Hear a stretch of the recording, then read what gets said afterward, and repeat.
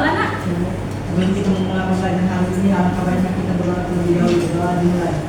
Bismillahirrahmanirrahim. Sadri wa yassir li amri wahlul 'uqdatam min lisani yafqahu qawli. Rabbi zidni ilma warzuqni fahma. Amin. Selanjutnya Ibu akan mengecek kehadiran kalian. Oke, Andini. Hadir Bu. Mona. Hadir Bu. Fairuz. Oke, berarti hadir semua ya? Ya, Bu. Nah, sebelum kita mulai pembelajaran, ada baiknya lihat kiri kanan, depan belakang ada nggak sampah. Kalau ada simpan dulu, selesai pembelajaran baru dibuang. Nggak ada, Bu. Sudah diisi, Bu. Berarti sudah siap belajar ya? Ya, Bu. Nah, sebelum mulai pembelajaran itu ada motivasi untuk kalian. Yaitu pendidikan memang pahit, tapi buahnya manis. Ini kutipan dari Aristoteles. Nah, apa artinya? Ya, proses belajar itu emang sulit, emang pahit, tapi buahnya yang berupa ilmu pengetahuan itu akan membawa kita menuju gerbang kesuksesan. Amin. Nah, sebelum kita ke materi hari ini, Ibu mau tanya nih, ada yang masih ingat nggak materi kita minggu lalu? Oke, Otsa, silakan. Materi sebelumnya yaitu tentang pelanggaran HAM, Bu. Ya, boleh dijelaskan sedikit, Otsa? Pelanggaran hak asasi manusia atau HAM merujuk pada tindakan yang mengabaikan atau melanggar hak-hak dasar individu, Bu. Oke, keren Otsa. Terima kasih Otsa. Nah, hari ini kita akan belajar KD 3.2 yaitu sistem dan dinamika demokrasi Pancasila. Nah, kenapa sih demokrasi ini penting kita pelajari? Karena ini sering kita terapkan di kehidupan kita sehari-hari. Contoh kecilnya, nah dalam kelas ini kan ada perangkat kelas. Pasti kalian milihnya itu secara musyawarah kan, secara demokrasi kan? Nah, itulah kaitannya dengan kehidupan kita sehari-hari. Oke. Nah, Ibu akan menjelaskan tujuan pembelajaran kita hari ini. Yang pertama, peserta didik diharapkan mampu menelaah hakikat demokrasi sesuai dengan Undang-Undang Dasar Negara Republik Indonesia 1945 dengan baik. Yang kedua, peserta didik diharapkan mampu menganalisis periodisasi perkembangan demokrasi di Indonesia dengan tepat.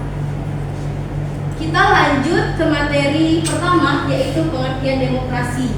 Nah, istilah demokrasi berasal dari bahasa Yunani yang demos artinya rakyat dan kratos atau kratein artinya pemerintahan.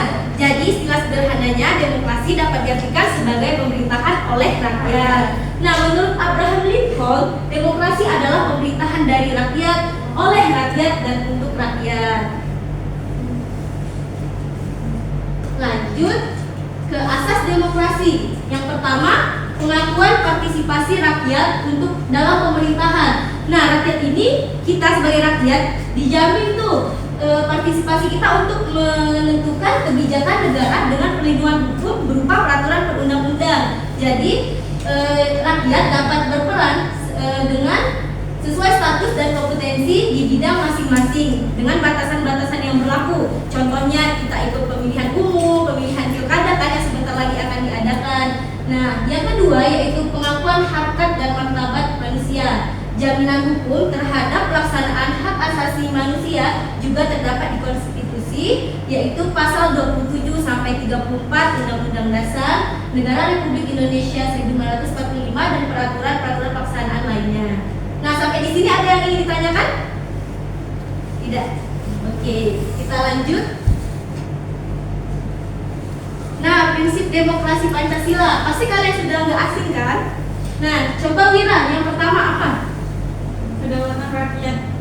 Putusan kekuasaan adalah di tangan rakyat. Nah, bagus. Nah, yang pertama itu adalah kedaulatan rakyat. Artinya keputusan itu berada di tangan rakyat. Yang kedua, kebebasan berpendapat. Setiap orang boleh menyampaikan pendapat. Nah, kalian di kelas ini boleh menyampaikan pendapat tanpa adanya larangan atau batasan.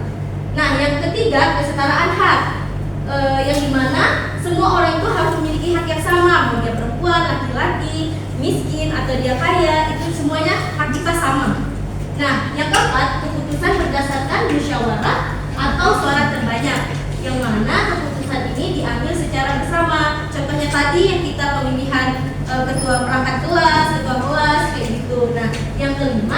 adanya perlindungan hak asasi.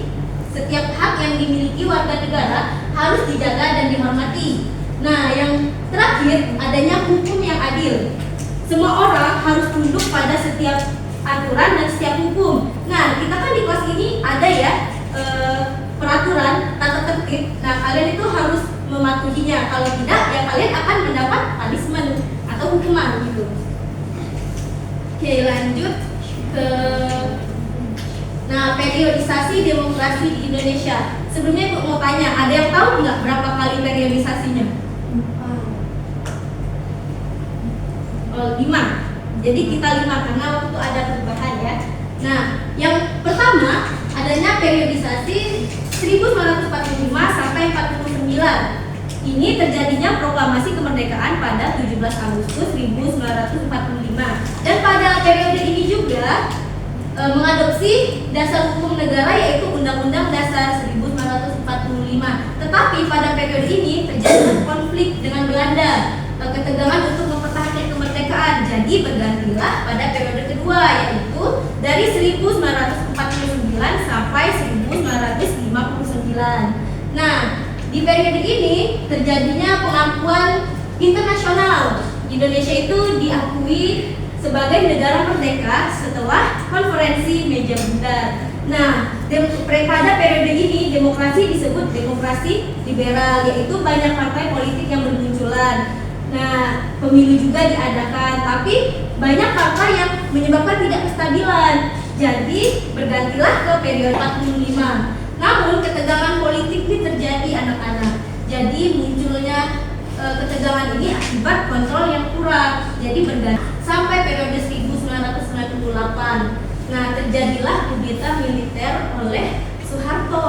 Jadi Soeharto ini mengambil alih kekuasaan dan dia mendirikan Orde Baru. Nah, lanjut anak-anak. Jadi pemilihan umum pada periode ini ada, tapi sangat terkendali.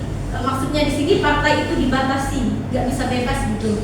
Nah, dan kalau untuk pembangunan ekonomi, pertumbuhan ekonomi itu sangat pesat, tetapi pelanggaran hak asasi manusia itu sangat tinggi terjadi. Jadi bergantilah ke periode yang terakhir yaitu periode 1998 sampai sekarang. Nah, reformasi 1998 Soeharto mundur dan mulailah demokrasi terbuka, pemilihan umum secara langsung kayak kita pemilu sekarang, banyak partai yang muncul, masyarakat lebih aktif, dan tapi tantangannya korupsi dan polarisasi politik masih menjadi masalah dengan fokus pada penguatan demokrasi dan hak asasi manusia. Nah, itu saja untuk materi kita hari ini. Apakah anak-anak ada yang ingin ditanyakan? Ya, Andini, boleh? Mengapa partisipasi masyarakat penting di dalam demokrasi? Oke, bagus sekali pertanyaan ini. Kasih tepuk tangan dulu. Nah, oke. Ibu jawab ya. Kenapa sih partisipasi masyarakat itu penting? Karena di demokrasi ini bisa untuk meningkatkan legitimasi pemerintah, akuntabilitas untuk memastikan akuntabilitas dan menciptakan kebijakan yang lebih responsif terhadap kebutuhan dan aspirasi rakyat. Nah, apakah anak-anak ada yang ingin ditanyakan lagi? Kalau tidak ada, kita langsung ke diskusi kelompok. Ibu sudah menyiapkan LKPG. Nah, Ibu akan buat menjadi 2 kelompok. Ini kelompok pertama dan ini kelompok kedua. Nah, Ibu kasih waktu 10 menit. Cukup nggak? Cukup kan? Nah, kalau kesulitan, tanya di Ibu saja ya.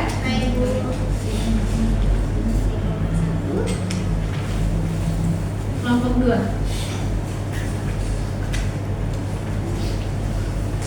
Gimana?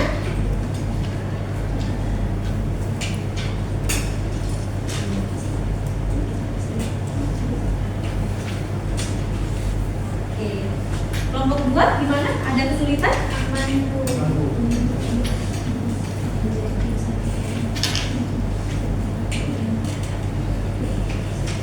Apakah sudah selesai? Boleh setiap kelompok menunjuk satu perwakilan untuk maju. Oke, Haikal dengan Mona ya.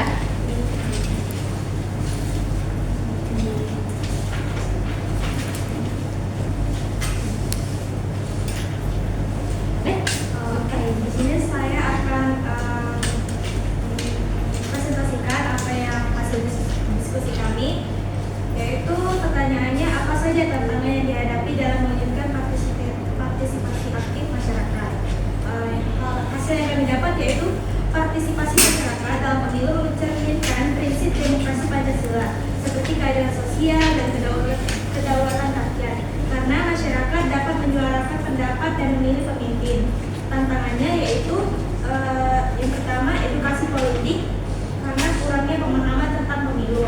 Yang kedua aksesibilitas karena hambatan fisik di daerah terpencil. Yang ketiga politik identitas karena politisasi yang memecah belah. Yang keempat itu ketidakpercayaan karena sikap tidak yakin terhadap integritas pemilu. Sekian Ibu. Ya. Lanjut kelompok 2, Haikal silakan. Baik, terima kasih Bu. Jadi kami bahas tentang prinsip-prinsip demokrasi Pancasila diterapkan dalam proses pilkada. Sebutkan contoh konkret dari daerah tertentu dan bagaimana masyarakat terlibat dalam proses tersebut. Jawabannya yang pertama itu adanya kedaulatan rakyat. Masyarakat memilih pemimpin secara langsung seperti dalam pilkada DKI. Yang kedua yaitu musyawarah. Partai politik mengadakan dialog dengan warga untuk menentukan calon dan contohnya bisa kita lihat di berbagai daerah masing-masing. Keadilan sosial, program kampanye fokus pada kesejahteraan.